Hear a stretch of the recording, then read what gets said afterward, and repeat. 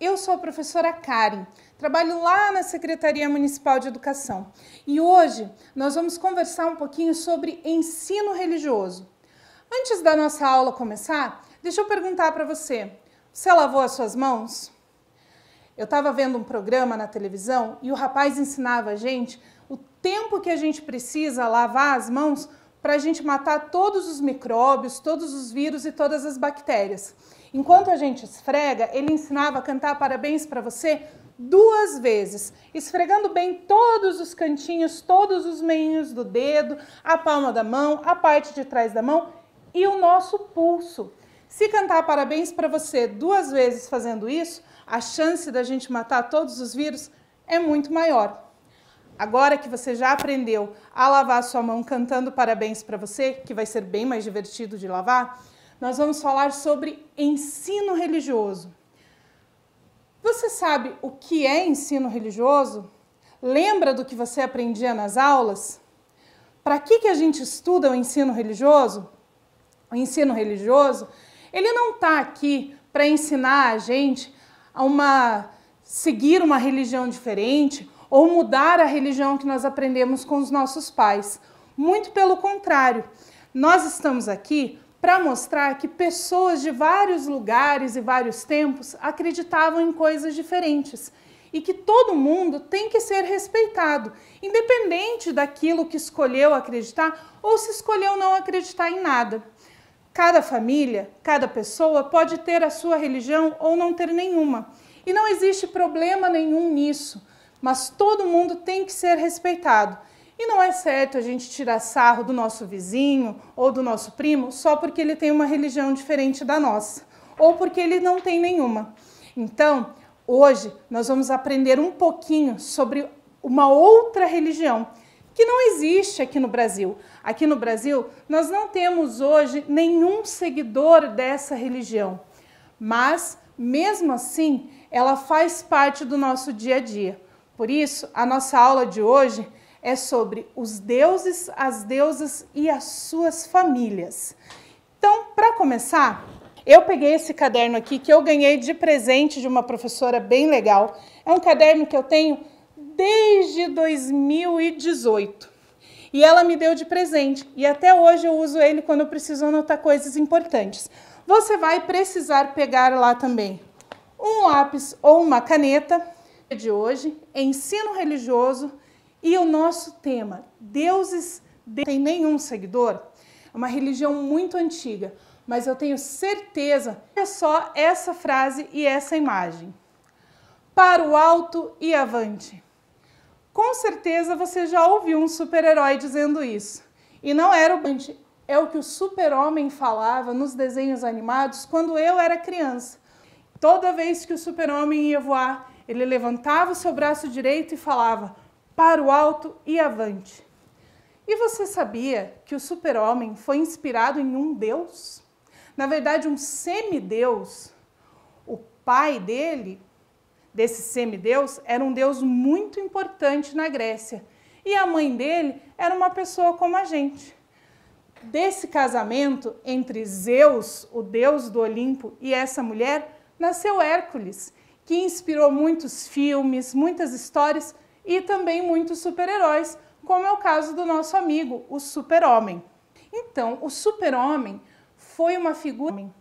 Nós temos dentro da mitologia grega muitos deuses que inspiraram muitos personagens.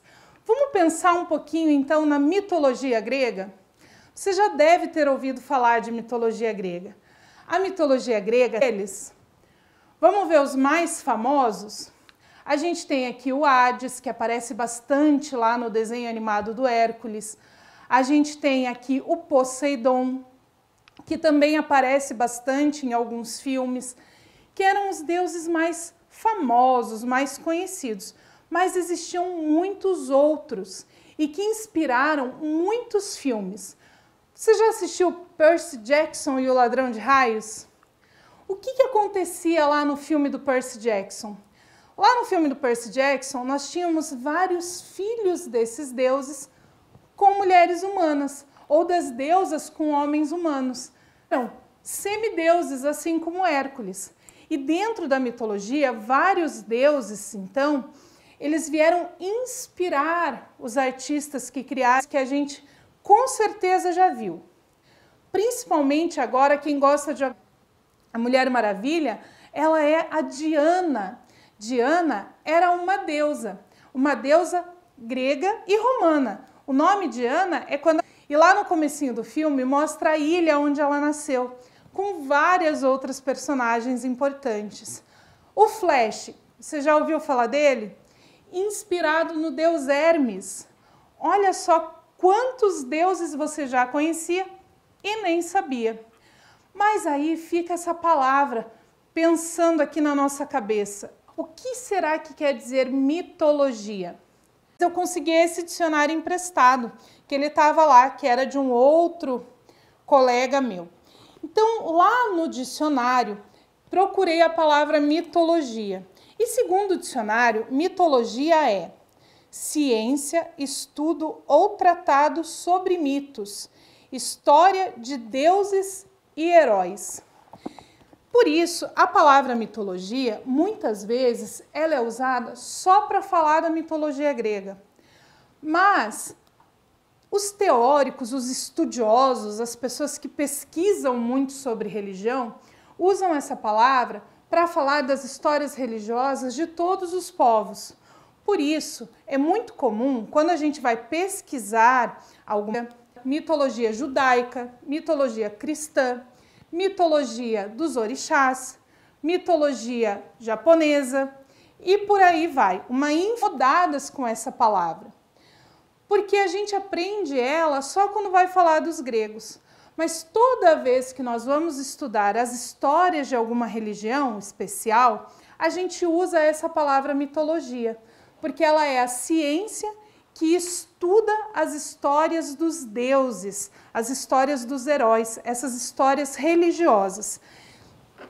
E hoje nós vamos aprender a história de uma deusa muito importante, uma deusa de quem eu gosto bastante. A história está num livro, ela está registrada neste livro aqui. O nome do livro é O Nascimento de Zeus e Outros Mitos Gregos. Esse livro aqui traz várias histórias legais sobre os deuses gregos. Essa história que eu vou ler para vocês, um pedacinho, ela conta a história de duas deusas. Ela conta a história da Ártemis, que foi a primeira que nasceu. Para a gente entender um pouquinho como que funcionava, então, o nascimento desses deuses gregos. Na história, diz o seguinte: deusas, mas têm mães diferentes. Estudando, eu descobri que o Zeus teve muitos filhos. Ele era um rapaz bem namorador. O nascimento delas não foi como o dos outros homens ou deuses. Cada uma veio ao mundo do seu jeito, já chegou pronta. Elas nasceram adultas, elas não nasceram bebezinhos como a gente nasce. A deusa Leto estava grávida de Zeus e quando estava prestes a dar à luz, não encontrou nenhum lugar que a acolhesse. Andou por toda a terra, mas sempre acabava expulsa de onde chegasse. Por isso, ela ficou muito preocupada. Depois de muito procurar, Leto foi parar em uma ilha pedregosa, que flutuava pelo mar como um navio. Encostada em uma palmeira, a única árvore da ilha, entrou em trabalho de parto. Primeiro nasceu uma menina, Ártemis. Como a ilha era desabitada e não havia nenhuma parteira por perto, Ártemis, que já nasceu adulta, pôs-se imediatamente de pé e ajudou a sua mãe a dar à luz a seu irmão, Apolo. Eram gêmeos os filhos de Leto. Para festejar o nascimento das crianças, que nasceram adultas, Zeus ordenou uma revoada de cisnes sobre a ilha.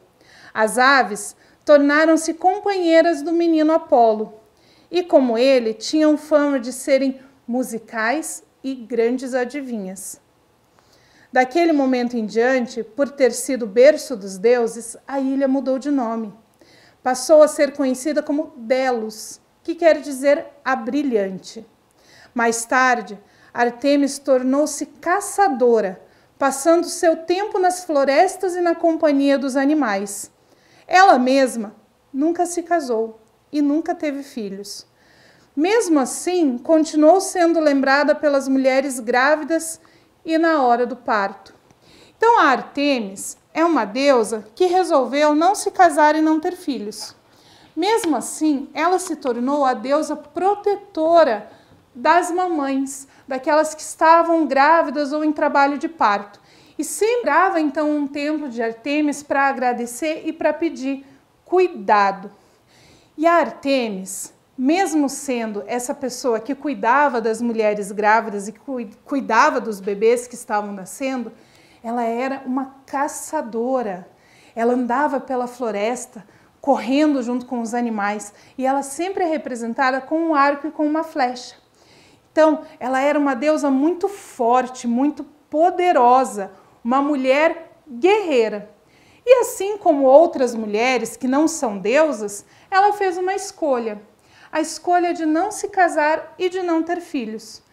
Outras deusas escolheram ter filhos, escolheram se casar, inclusive algumas tiveram muitos filhos.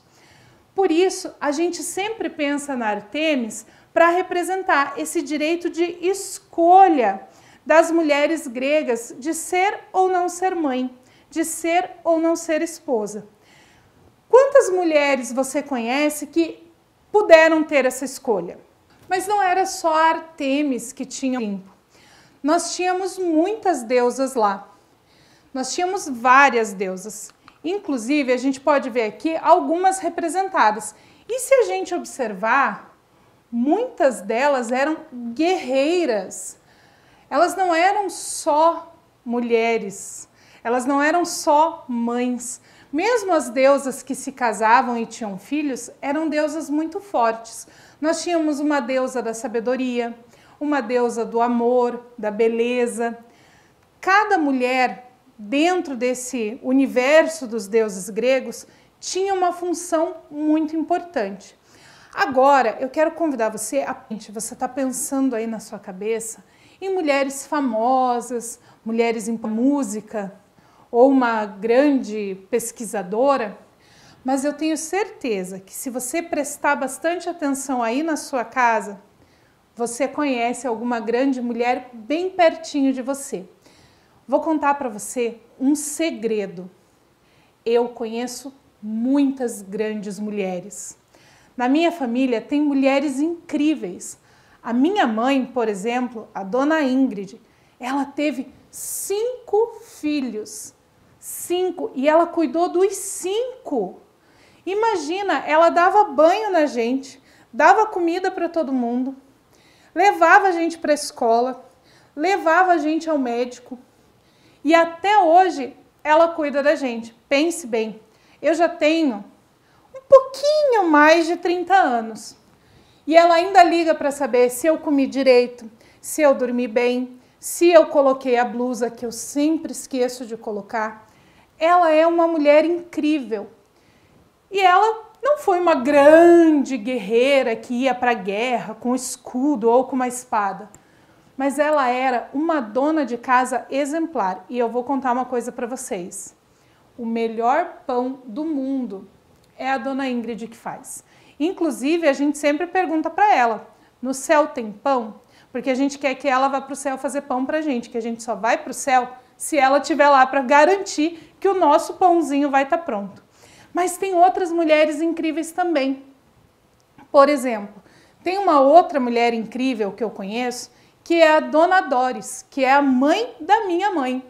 Ela teve 4 filhos e muitos netos. Que eu confesso para você que eu não sei quantos netos ela teve, mas são bastante. Eu teria que fazer a conta. E até hoje, ela já está com uma certa idade, já tem mais de 80 anos, ela ainda pinta caixinhas de fósforo para distribuir versículos bíblicos para as pessoas ficarem felizes. Ela pega a caixinha de fósforo, pinta um desenho bem bonito e do outro lado cola um versículo e sai distribuindo para as pessoas ficarem felizes. Olha que mulher incrível! e tantas outras que trabalham fora, que cuidam dos seus filhos, outras que não têm filhos ainda, mas que fazem um trabalho incrível dando aula para vocês nas escolas. Pensa lá, quantas professoras você tem na escola? Não são todas mulheres incríveis? E que a gente podia muito bem passar aqui horas contando a história dessas mulheres, dessas professoras. Então, agora vamos só pensar, esse é um exercício de cabeça. A gente vai pensar lá quantas mulheres incríveis a gente conhece. Em um livro como esse aqui que eu li para vocês que contava a história das deusas. Já pensou? Então, essa reflexão que a gente vai fazer pensando nessas mulheres. Essa atividade você não precisa se preocupar em registrar no seu caderno. Só se você quiser fazer algum desenho ou anotar o nome dessas grandes mulheres. Mas é mais um exercício de pensamento para a gente refletir sobre essas grandes mulheres. E falando nessas grandes mulheres, eu comentei aqui com você a história, um pedacinho da história da minha avó e da minha mãe, que é a árvore genealógica. Então, nesse livro que eu mostrei para vocês, tinha a árvore genealógica desses deuses. E eu tentei reproduzir ela aqui só para vocês terem uma ideia de como que a gente monta essa árvore genealógica. Então, lá em cima, nós temos o nome dos primeiros deuses gregos, que eram Crono e Reia. Crono e Reia tiveram vários filhos, entre eles Zeus. E aqui nós temos todas as esposas de Zeus. As esposas que não eram deusas e as esposas que eram deusas. Então, primeiro nós vamos ver aqui as mulheres que tiveram filhos com Zeus. Nós temos Alquimina, que era mãe de Hércules. A Danae, que era mãe de Perseu. A Leda, que era mãe da Helena. E a Semele, que era mãe do Dionísio. Então, essas são algumas das mulheres que tiveram filhos com Zeus. Depois, nós temos as deusas que tiveram filhos com Zeus. Nós temos a deusa Leto, lá da nossa história, que é a mãe de Apolo e Artemis, que eram gêmeos. A Metis, que é a mãe de Atena. E a Maia, que era mãe de Hermes. Essas são só a partir de Zeus. E agora eu vou convidar você a pegar lá o seu caderno, que a gente separou lá no início da aula, colocar. Aqui eu trouxe a minha pronta, mas eu vou montar a minha num papel para você ver mais ou menos como que a gente vai fazer. Então a gente tem aqui em cima, a gente coloca o material. Vou montar a minha para vocês verem como que a gente pode montar no caderno. Minha árvore genealógica para vocês verem como que ela fica. Eu não vou colocar o nome dos meus avós, mas se você quiser colocar, eu mostro aqui para você como que a gente pode colocar, certo?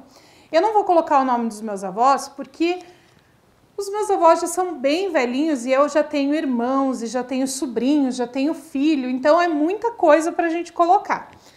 Eu vou começar com o nome do meu pai e da minha mãe. 1975, há muito tempo. Com certeza você vai pensar, ainda moram juntos. Então, o Valdemar e a Ingrid casaram a primeira filha, que é a Gisela. Depois da Gisela, o Valdemar e a Ingrid tiveram mais uma filha, que é a Margaret. Então, depois da Gisela, nasceu a Margaret.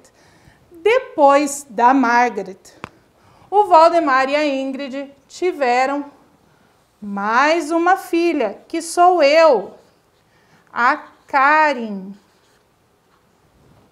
Depois da Karen, o Valdemar e a Ingrid tiveram mais um filho, que é o Valdemar Júnior.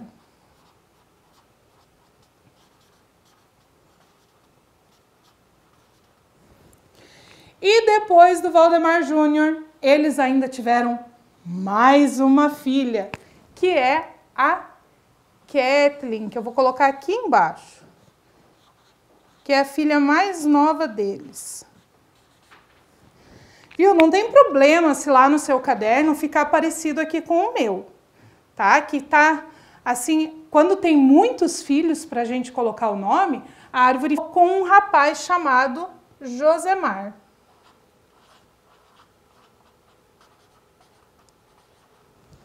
E junto com o Josemar, a Gisela teve 2 filhos, que a gente vai colocar aqui embaixo, que é o Luiz e a Rebeca,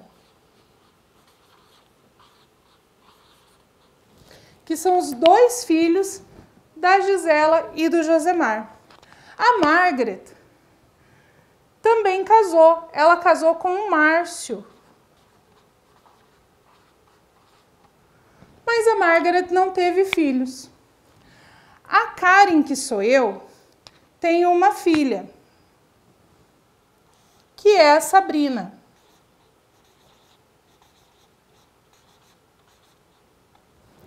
Mas eu não casei com o pai dela, então a Karen tem a Sabrina. O Valdemar Júnior tem 2 filhas, o nome das meninas, que é a Gabriela e a Leona, que aparecem lá então nessa árvore genealógica. E a Kathleen,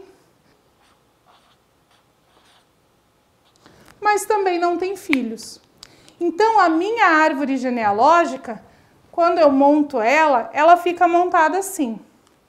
Se eu usar régua e fizer ela com bastante calma e bastante cuidado, ela vai ficar mais bonitinha, igual a gente consegue. Você pode escolher começar pelo nome dos seus avós e ela ficar grandona, igual só com a sua mãe ou só com o seu pai. Você pode escolher e fazer como eu fiz, o adulto que mora com você.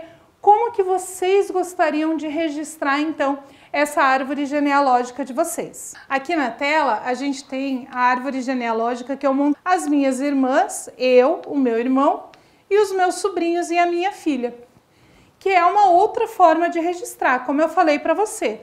Como que vocês gostam? Você pode representar, como eu fiz ali, com o nome de todo mundo, fazendo só as flechinhas, ou você pode fazer com uma régua lá, colocando só o nome das pessoas que moram na sua casa, da forma como vocês acharem melhor. Viu só, mesmo estudando uma religião, seguidores, ou devotos, ou fiéis aqui no Brasil, a gente consegue relacionar esses conhecimentos com o nosso dia a dia. A gente começou lá vendo nossos gibis, como que esses deuses iam aparecendo nas características dos nossos super-heróis, e terminou montando então a árvore da nossa família, mostrando como então que a gente pode transpor esse conhecimento acerca de uma religião completamente diferente do que a gente está habituado para o nosso dia a dia, para conhecer melhor a nossa própria família. Então, a gente pode ver que estudar diferentes religiões pode ser bastante divertido. Nós aprendemos muito sobre história, geografia, cultura, uma infinidade de coisas, e sobre nós mesmos. Então, eu deixo com vocês esse gostinho aí dessas religiões gregas antigas para você pensar que outros elementos de outras religiões será que aparecem no seu dia a dia. Nos programas de televisão que você vai assistir, eu tenho certeza que nessa semana que a gente vai ficar sem se ver, toda vez que você for assistir um desenho animado, um filme, ou for ler um livro, um gibi, você vai ficar procurando referências a diferentes religiões. E na semana que vem, a gente vai ver uma outra religião e outras referências no nosso dia a dia. Então, até semana que vem, fiquem bem, até a próxima, encontro vocês na próxima aula com muito mais conhecimento de cultura e de religião.